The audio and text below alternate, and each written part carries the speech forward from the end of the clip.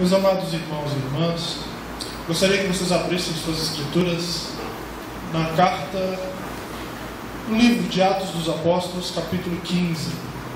Entretanto, haviam descido alguns da Judéia e começaram a ensinar aos irmãos: se não vos circuncidardes segundo a norma de Moisés, não podereis salvar-vos.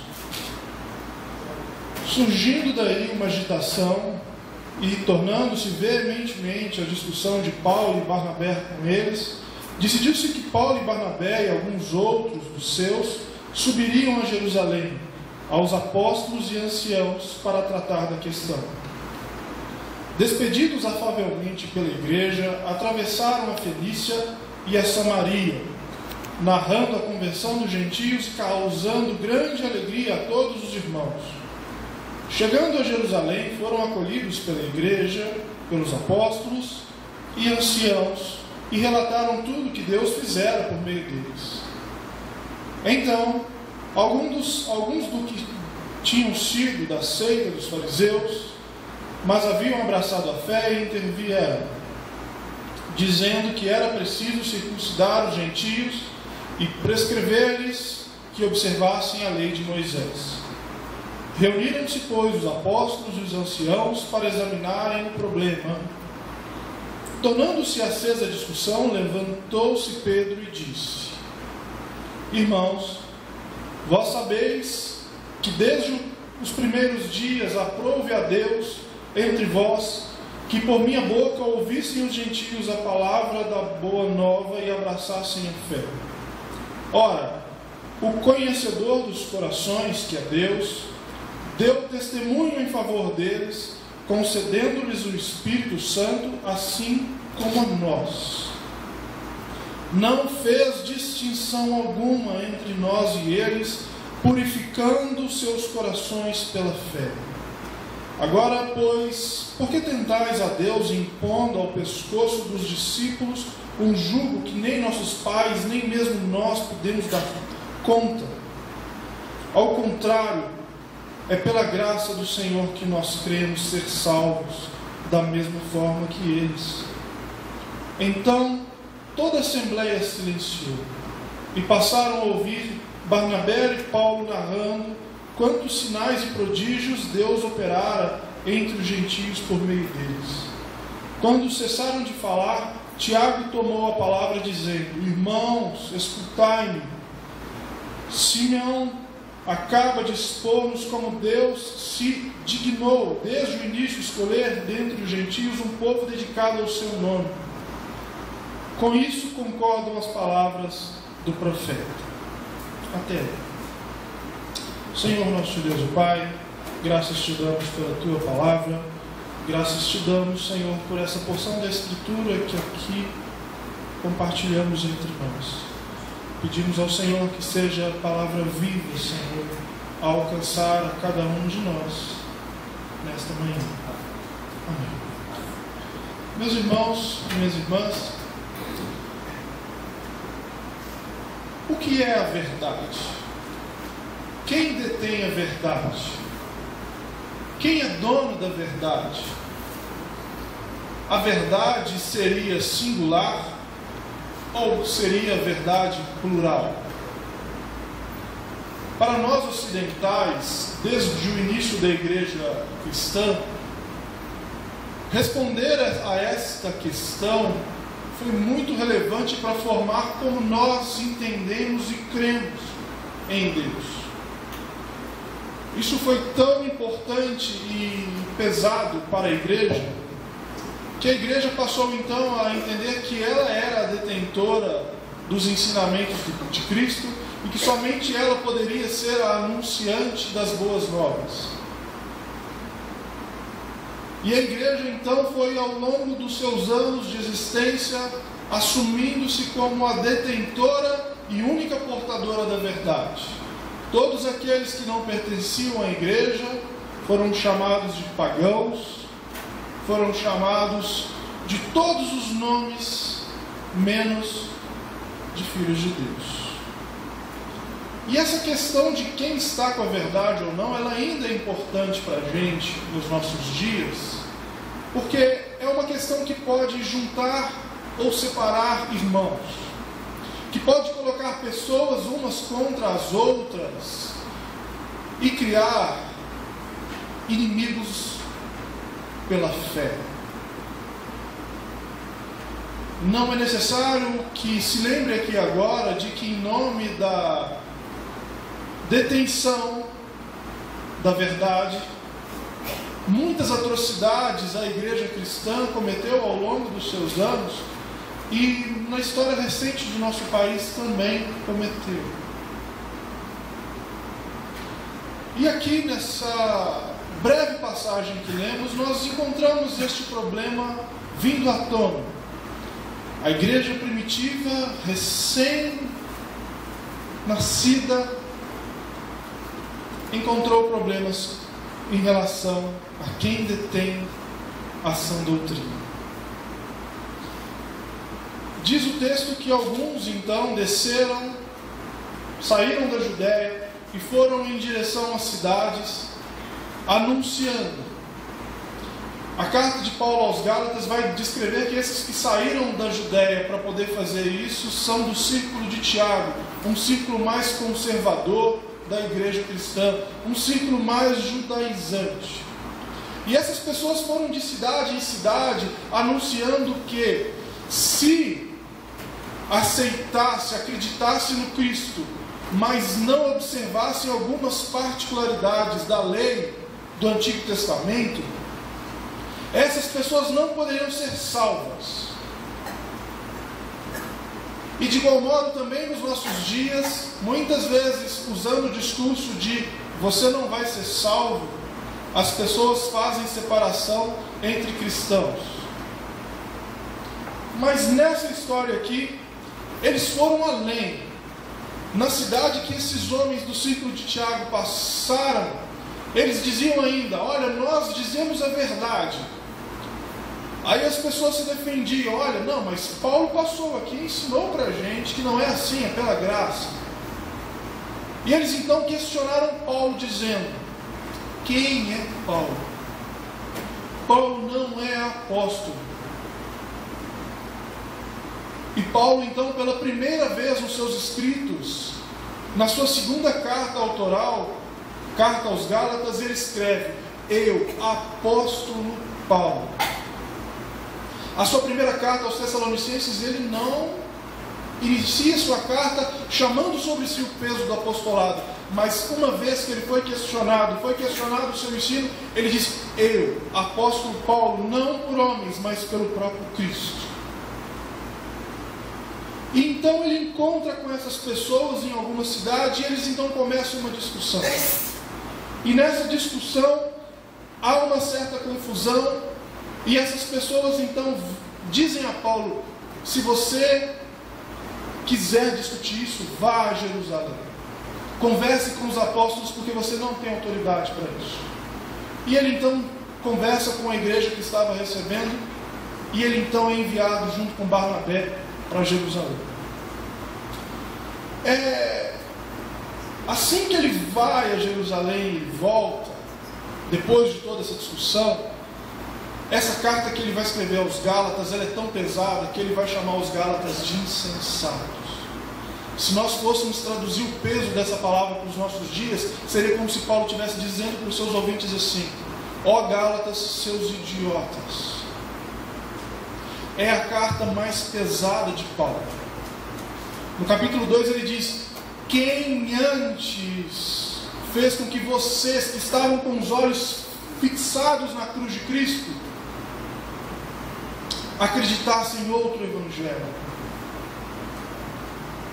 E Paulo então vai a Jerusalém. Ao chegar lá, eles se reúnem em assembleia, e diz o texto que alguns, eles faziam parte da seita dos fariseus, que se converteram ao cristianismo, se é que a gente pode usar esse termo, mas então aceitaram o Cristo, envolveram-se com os primeiros cristãos, e naquele movimento eles ainda guardavam um pouco do seu jeito de ser fariseu. um jeito de ser puritano. Os fariseus foram uma seita que nasceu provavelmente perto do ano 400 antes de Cristo.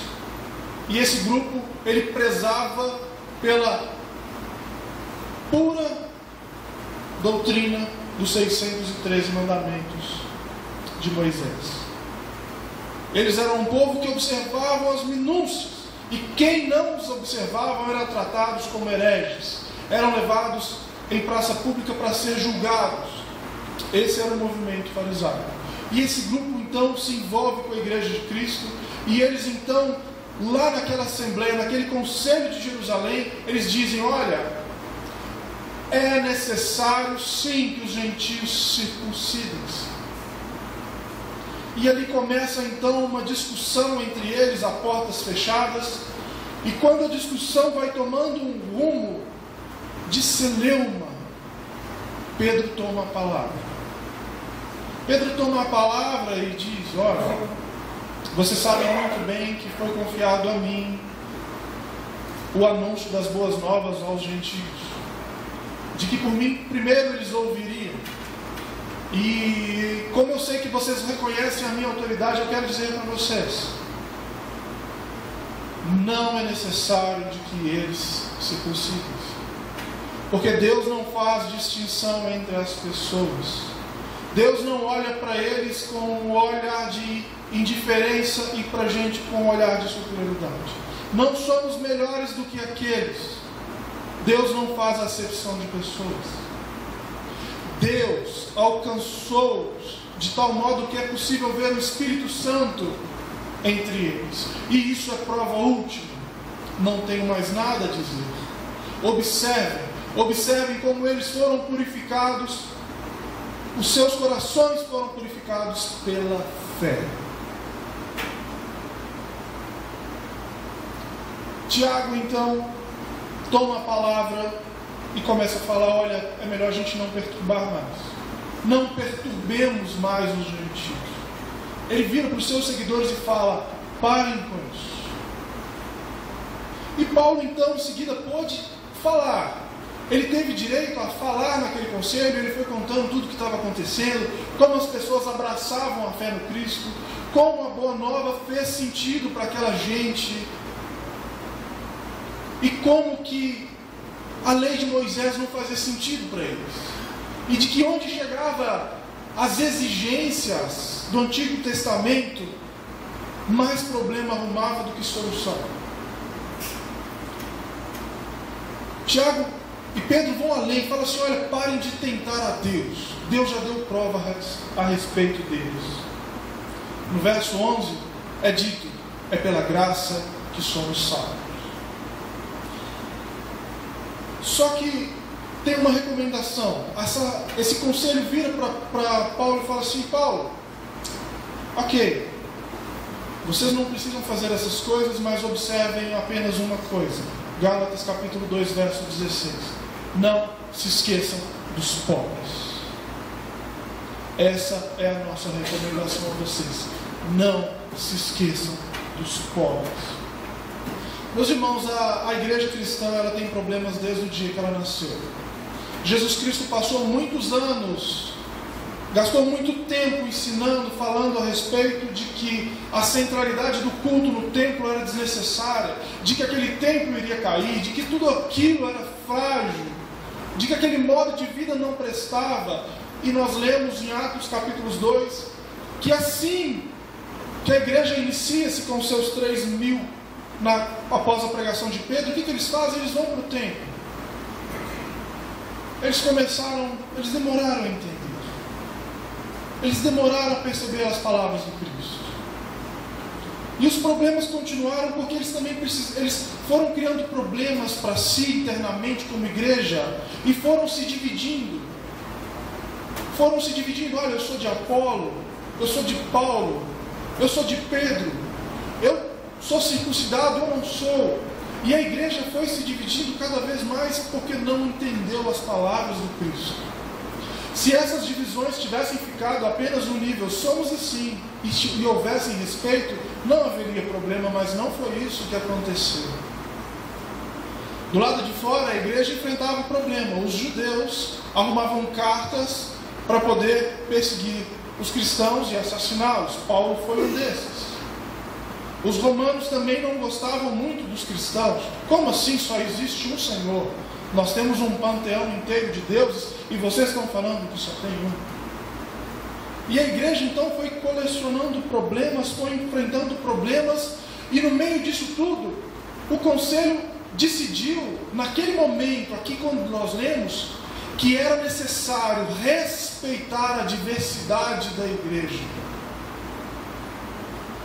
Isso para que fosse mantido a unidade da igreja. Muitas vezes nós entendemos esse conceito de unidade de maneira errada. Nós pensamos que ser uma igreja unificada, unida, é ser uma igreja que só tem um pensamento, que diz assim: nós temos uma receita de bolo para seguir Jesus Cristo. E não é assim. Quando o Senhor disse, conforme disse o reverendo Jorge aqui há pouco, no Evangelho de João, capítulo 17, Jesus faz uma oração assim: Pai Santo, guarda os que o Senhor me deu, e faz com que eles sejam um como nós somos. Ser um como Jesus é com Deus não é ser o mesmo, mas é ter a sua particularidade respeitada em prol da unidade. Jesus não é o Pai, o Filho não é o Pai, o Filho não é o Espírito. Cada uma dessas pessoas possui características diferentes, mas eles são um em sua divindade. E quando a gente pensa que nós temos que ser um, precisamos manter unidade, nós temos que rejeitar toda forma de uniformidade. Não é a igreja presbiteriana reformada que detém a sã doutrina. Ao dizermos isso, nós estamos nos tornando soberbos. Não é a igreja luterana, porque advém de Lutero, que detém a reforma protestante. A própria reforma protestante, ela nasce para corrigir um problema histórico da igreja. O problema de se achar a dona da verdade. E a partir disso a igreja surge e vai se desenvolvendo como múltiplas possibilidades de cristianismo. Mas mesmo assim tivemos problemas como igreja reformada. Lutero consentiu no assassinato dos anabatistas, porque eles pensavam diferente. Eles queriam uma reforma mais radical. João Calvino estava lá na Assembleia de Julgamento de Miguel de Servetos. E Miguel de Servetos foi para a fogueira com o aval de João Calvino, porque Miguel de Servetos pensava diferente. O pensar diferente não pode ser um motivo para que nós nos separemos uns dos outros. A igreja, ela tem essa beleza colorida. A igreja é multicolor. Ela é a construção de várias famílias, com várias culturas, com vários históricos que vieram para cá, que se ajuntam em algum lugar em busca do Cristo, em busca dessa verdade. Verdade que o Cristo definiu como reino. Cristo propôs um reino para a gente. Reino que ele virou e falou assim: olha, o reino que eu proponho para vocês é tão grande, que eu vou ter que ir embora, porque eu tenho que cuidar de outras ovelhas de outros currais. Outras ovelhas minhas, que não têm a mesma cultura que vocês, que não leem a Bíblia como vocês, que não oram como vocês, que não cantam como vocês. O meu reino é cheio dessas pessoas que pensam diferente. Pessoas com experiências, com cheiros, com histórias, com jeitos de falar, com jeitos de ler a Bíblia diferente. Jamais podemos dizer, meus irmãos, que nós detemos o jeito certo de entender a Bíblia. Jesus deixou isso claro quando ele disse lá para Marcos: olha, se um reino se dividir entre si, esse reino não vai subsistir, não. E talvez quando a gente para pensar aonde a igreja tem falhado na história, nós sempre vamos encontrar que ela falhou quando ela se dividiu, quando ela não buscou ser uma unidade. É nesse espírito de unidade e diversidade que surge um espírito chamado espírito do ecumenismo. E depois, num período mais avançado entre os gregos, passou aonde os gregos dominavam. E no período dos romanos, como eles dominavam quase o mundo todo, era aonde houver habitação. E esse espírito ecumênico, ele é um espírito necessário para nós cristãos presbiterianos unidos, porque ele conta também a nossa história. Ser ecumênico está na raiz dessa igreja. O pastor Lemuel da Cunha do Nascimento diz o seguinte a respeito do ecumenismo. Ecumenismo significa caminhada juntos em Jesus Cristo. Trata-se de nos reconhecermos pecadores, salvos pela graça de Deus, e na atividade do Espírito Santo, perdoar-nos mutuamente e caminharmos não como adversários, mas como irmãos em busca da obediência a Jesus Cristo na unidade do seu corpo. Ser ecumenista é atrair a reforma? Que reforma? A reforma foi um protesto contra a igreja que queria ter o monopólio da ação de Deus, ser dona do Espírito Santo. O pastor pregou isso aqui em 23 de setembro de 1967, há quase um mês, e 50 anos e um mês. Dia 23 agora completa 50 anos e um mês que o pastor Lemuel Bebel está falando que ela ouviu falar de gente que estava aqui. Estava aqui, né, Bebel? Estava aqui nesse sermão. O pastor precisou explicar para a comunidade, porque haviam entre os irmãos naquela época alguns que não concordavam com isso. Está registrado em ata na igreja de que alguns não eram a favor disso que o pastor fazia. Buscar a unidade, ir nas nossas comunidades vizinhas e compartilhar o Cristo. Como faremos agora dia 31 para aqueles que se interessarem? Ir numa igreja católica na nossa rua e compartilhar a fé no Cristo. E agradecer a Deus por esse espírito da reforma que diz: não é só um que detém a verdade. Nasce então a IPU com esse sentimento. E nos dias de hoje, eu e você podemos contribuir para o avanço desse espírito ecumênico. Temos aqui em Belo Horizonte o CONIC, a sede do CONIC Minas Gerais, o qual eu fui indicado por nossa igreja para fazer parte da diretoria e sou o segundo secretário. Temos como atuar ecumenicamente ainda hoje. E para o futuro, a nossa esperança é que o ecumenismo alcance o máximo, a máxima de Isaías capítulo 11, que diz que vai chegar o dia que o cordeiro e o lobo comerão juntos, não serão mais inimigos. A vaca e o leão pastarão juntos. A criança e a serpente brincarão no campo.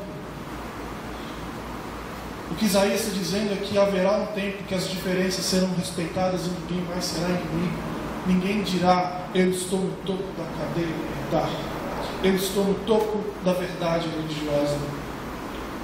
Ser contra o ecumenismo é ser contra o Evangelho, porque o Evangelho é ecumênico.